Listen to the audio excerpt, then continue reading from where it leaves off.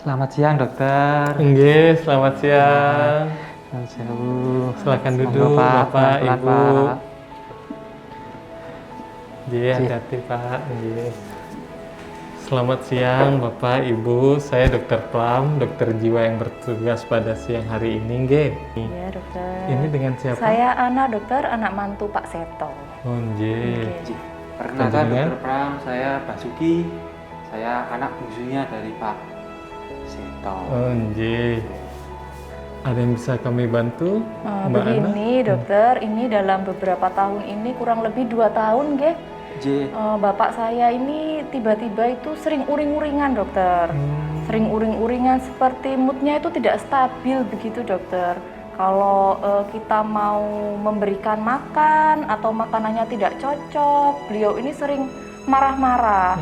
Kadang itu kalau nggak cocok sama makanannya, piring itu sampai dilempar-lempar begitu dokter. Oke. Terus kadang-kadang itu juga kita itu seperti dicurigai begitu dokter. Kita itu dikira mengambil dompet, mengambil surat-surat penting Bapak. Padahal Bapak itu yang iya. lupa dokter sebenarnya. Iya.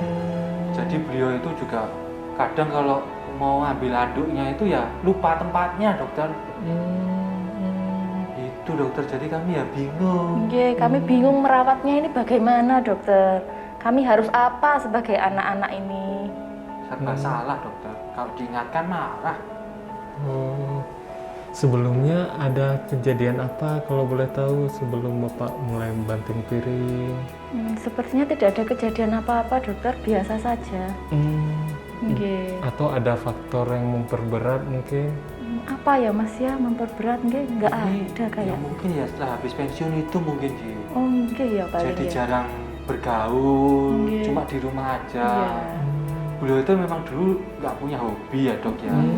Jadi mungkin setelah pensiun itu selama di rumah terus, apalagi pandemi ini. Jadi ya pulang interaksi gitu dokter. Sebelumnya kerja apa Bapak? Bapak ini pensiunan dari bank dokter. Dokter. Iya. Jadi dari zaman muda itu kerjanya kan sampai larut malam. Ya itulah dok, kerja di bank kan banyak tuntutannya ya dok ya. Jadi waktu buat masyarakat tuh juga bapak itu kurang dokter. Oh iya. Sebelumnya udah pernah berobat ke dokter yang lain? Bapak tidak pernah dokter, cuma Bapak ini dalam 3 tahun ini tensinya agak tinggi sama sakit gula dokter. Tapi kami bawa kontrol ke puskesmas itu hasilnya normal-normal saja. Cuma memang kita konsumsi obat dokter, ada obat darah tinggi sama obat gula. Obatnya dari dokter puskesmas? Iya dari dokter puskesmas. Puskesmas terdekat dokter. Kalau tahu obatnya apa? Dulu itu sempat rujuk ke rumah sakit, tapi setelah beberapa saat itu katanya dikembalikan ke puskesmas. Masuk kasus prolanis dokter. Oh nggih. Amlodipin ya, Nggih. dipin Iya, gitu kayaknya ya. amlodipin 1 kali 10 dokter, Oh, yang nggih. 10 mg itu. Sama apa? Metformin ya mas ya, 3 kali metformin. 1 dokter. Dan bapak itu nunjuknya juga teratur gitu dokter. Tapi harus diingatkan loh mas Iya, kalau minum akhir-akhir obat ini. itu. Nggak ingat soalnya dokter. Kalau aktivitas Bapak belakangan ini bagaimana nggih? Aktivitasnya ya tidak ada aktivitas khusus dokter, ya tidur-tiduran saja, nonton TV, makan, mandi. Tapi kalau untuk makan tuh kadang-kadang masih diingatkan. Untuk mandi juga kadang-kadang kita sering mengingatkan untuk mandi. Ya katanya itu wong belum makan kok. Saya udah makan kok gitu. Padahal udah sore. Nah, tadi barusan makan gitu ya. Lupa dokter. Suka mengulang-ulang perkataan gitu. Iya. Baik, karena usia Bapak juga sudah di atas 70, Iya. dalam pengobatan Bapak kita harus berkolaborasi dengan beberapa spesialis di bagian lain. Selain jiwa, bagian penyakit dalam, bagian saraf, nanti sama-sama kita berembuk untuk memberikan terapi terbaik buat Bapak. Namun kalau di bagian jiwa sendiri ada beberapa pemeriksaan yang harus saya nilai. Yang pertama mini mental state exam, di mana ini untuk menilai fungsi orientasi kognitif Bapak, baik itu orientasi, bahasa, dan lain sebagainya. Oke, dokter. Menurut saya dokter itu kayak direkam-rekam gitu bukan dokter? Oh enggak, ini cuma wawancara sederhana yang nanti saya lakukan, dan nanti juga Bapak ada menulis, menggambar. Nanti kita nilai di sini kira-kira bagaimana kemampuan kognitif Bapak saat ini. Nggih. Kemudian juga nanti kita akan menilai geriatric depression scale, di mana kita ingin tahu apakah Bapak ini mengarah ke depresi atau tidak. Apakah Mbak Ana dengan Mas Basuki bersedia? Monggo dokter. Kami manut derek dokter. Itu yang Bapak buat Bapak yang terbaik ngoten. Nggih, yang terbaik saja dokter.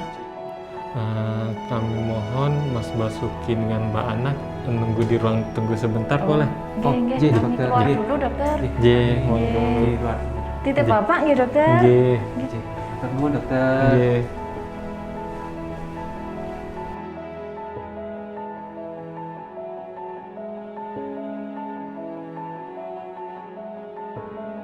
Tadi kesini dengan siapa Bapak? Saya tadi kesini sama anak dan menantu saya. Ya, Naik apa? Diantar pakai mobil sih, Dok. Jalannya bagaimana tadi waktu kemari? Saya kurang begitu ingat, Dok. Oh, nggih. Pak Seto, bagaimana perasaan Bapak belakangan ini? Perasaan saya merasa biasa-biasa saja, dokter. Saya juga tidak merasa sakit. Makanya saya bingung kenapa saya dibawa ke sini ya. Oh, nggih. Ada yang mengganggu Bapak nggak selama di rumah? Kalau di rumah sih saya rasa biasa-biasa saja. Ya namanya orang tua, sudah pensiun. Ya rasa bosan sedikit, tak ada kegiatan. Ya seperti itu saja, Pak Dokter. Kalau ada sesuatu yang membuat Bapak mudah marah, kadang bikin sedih, apa kalau boleh tahu? Ya kalau saya sih saya cuma agak bingung sama anak dan menantu saya. Kenapa? Saya ini toh rasanya saya sehat-sehat saja, masih seperti anak SMA, sehat, ya masih muda. Lah kok ada yang nemenin saya 24 jam terus? Katanya suruhan dari anak dan menantu saya untuk menjaga saya, seperti itu. Berarti Bapak yakin ada yang mengawasi Bapak terus ya? Memang ada perawatnya yang datang. Ya saya bingung toh, saya sehat-sehat aja kok dijagain terus seperti itu. Saya jadi kurang nyaman seperti itu. Apakah yang menjaga Bapak itu ada niat jahat sama Bapak? Sepertinya begitu ya, Dok. Saya takut mereka ngambil uang di lemari saya. Nggih. Bapak ada merasa hidup hampa, tak ada guna lagi, bosan? Tidak ada sih, Dok ya. Nggih. Bapak, saya sebutkan benda, tolong Bapak ulangi ya. Baik. Pulpen, kacamata, kursi. Pulpen, kacamata, kursi. J. 100 dikurang 3 berapa Bapak? 97. Coba digambar.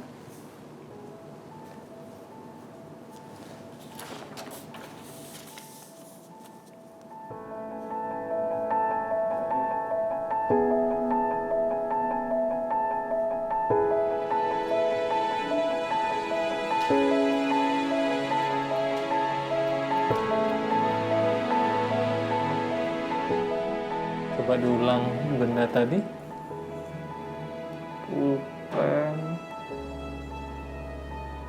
Apa ya, Dok, tadi ya? Oke, nggak apa-apa Bapak ya. Keluarga Pak Seto. Iya dokter. Iya dokter. Permisi dokter. Mas Sewu dokter. Kembali Mbak Ana. Nggih, atur nuwun Dokter Pram. Jadi Bapak menderita demensia ringan dari hasil pemeriksaan kita.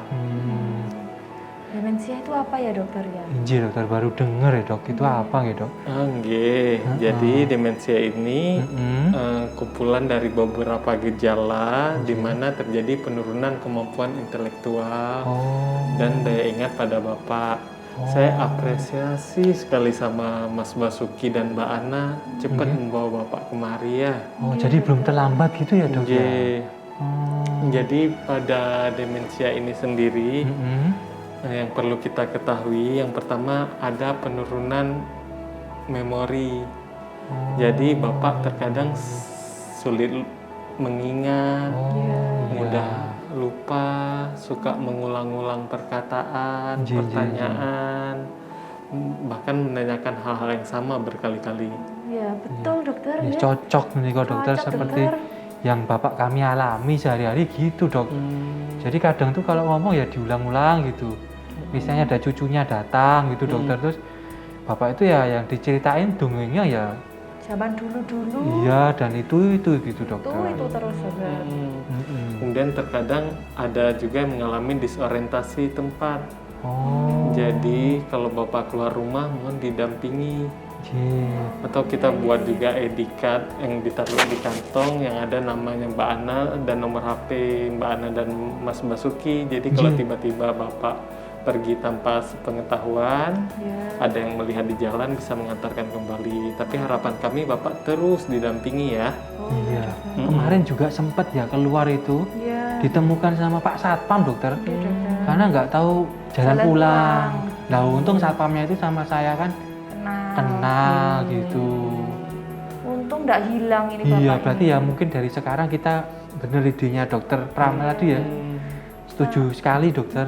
Tapi kita memang di rumah ada yang jaga Bapak dokter, yang khusus jaga 24 jam ya Mas ya. Iya Ini dokter. memang, Tapi mungkin lengah ya kemarin sempat ini ya. ya namanya juga orang luar rumah dokter, nggak seperti keluarga sendiri yang bisa fokus ke Bapak. Iya. Kemudian tadi identitas tadi ditaruh saja berarti ya di saku baju Bapak. Kemudian terkadang mengalami gangguan bahasa. Jadi terkadang bahasa yang Bapak bicarakan kadang kita nggak ngerti ya dokter ya. Dan kita harus pelan-pelan ketika berbicara dengan Bapak. Misalnya Bapak kesulitan membuka baju Bapak, kami akan bantu buka baju Bapak, nggih. Jadi nggak bisa kita samakan dengan orang yang lain, yang mungkin langsung tegas atau keras. Jadi harus lebih sabar gitu ya dok ya. Mungkin agak berat ya, tapi inilah letak pahala terbesar ya buat kedua anaknya ini, anak menantunya. Kami akan berusaha dokter, nggih Mas, nggih kita akan berusaha ya supaya Bapak ini juga nyaman di rumah dokter. Jadi misalnya biar Bapak ada kegiatan, Bapak kan misalnya suka membaca buku, dukung Bapak untuk membaca buku, membelikan buku-buku favorit Bapak. Bebas ya dok ya? Bebas, yang mana minat, yang penting Bapak harus ada kegiatan. Kemudian untuk melatih intelektual Bapak kembali, ngisi TTS. Nanti kami beli di Gramedia. Banyak itu dokter, di rumah kami dekat Gramedia dokter. Pas sekali. Kemudian biar Bapak mudah mengingat, kita buat catatan kecil untuk Bapak untuk kegiatan sehari-hari biar Pak Seto yang ngisi ya. Kegiatan hari-harinya mau apa. Jadi Bapak tulis di kertas, nanti dievaluasi sama Mbak Ana dan Mas Basuki ya. Kemudian Pak Seto juga harus olahraga, didampingi Mas Basuki pagi-pagi cuma setengah jam saja. Selain olahraga tadi, kita juga harus menyediakan tempat yang nyaman di rumah ya. Jangan sekali-kali membentak Pak Seto ya. Walaupun membuat kita kadang pulang kerja capek, tapi jaga kali ungkapkan perkataan yang lembut sama Pak Seto. Ada yang ingin ditanyakan? Untuk obatnya apa ada obat yang bisa diminum dokter? Terus kemudian mungkin kontrolnya ya Mas ya? kontrolnya itu kapan, nanti gitu. bagaimana dan kapan dokter? Oh, nggih. Jadi di sini saya ada menuliskan resep juga. Ini diminum yang bertujuan terkadang tadi keluhan kadang Bapak marah tiba-tiba, kemudian kadang mudah lupa. Nggih. Selain itu untuk kontrolnya ke kita ke Polijiwa sebulan sekali. Bulan sekali nggih. Ya. Kemudian disertai juga kontrol ke poli saraf dan poli penyakit dalam ya. Nggih, dokter. Tadi kita semua berusaha untuk yang terbaik untuk kesembuhan Bapak. Nggih, dokter. Tuhan begitu murah sekali sama kita, begitu sayang kepada kita, di mana surga yang paling dekat yang dapat kita jumpai ada di rumah kita, yaitu dengan menjaga orang tua kita. Tolong jaga dengan baik orang tua kita yang sudah lansia, seperti dia dulu menjaga kita ketika kita masih kecil. Ya, Nggih, baik dokter. dokter. Obat ini resep obat bisa diambil dari farmasi dan leaflet tentang menjaga lansia di rumah kami berikan juga. Iya dokter. dokter. Jadi, Oh, iya. Kami pelajari di rumah dokter. Nggih. Ada lagi yang ingin ditanyakan Mas Basuki Mbak Ana? Sekiranya sudah cukup dokter Pram, matur nuwun sekali untuk penjelasan dan perawatan buat bapak kami pada hari ini dokter. Nanti kami akan mematuhi semua nasihat dokter Pram untuk merawat bapak kami dengan lebih baik dokter. Baik, lekas sembuh Pak Seto ya. Terima kasih dokter Pram. Kami mohon pamit dulu ya dok ya. Nggih. Semoga dokter juga sehat-sehat selalu. Amin. Lekas sembuh Pak Seto ya, Mbak Ana, Mas Basuki hati-hati di jalan nggih. Nggih, matur nuwun dokter. Pamit dulu ya dokter. Kami pamit Nggih, dokter. monggo. Terima kasih. Sami-sami. Amit-amit.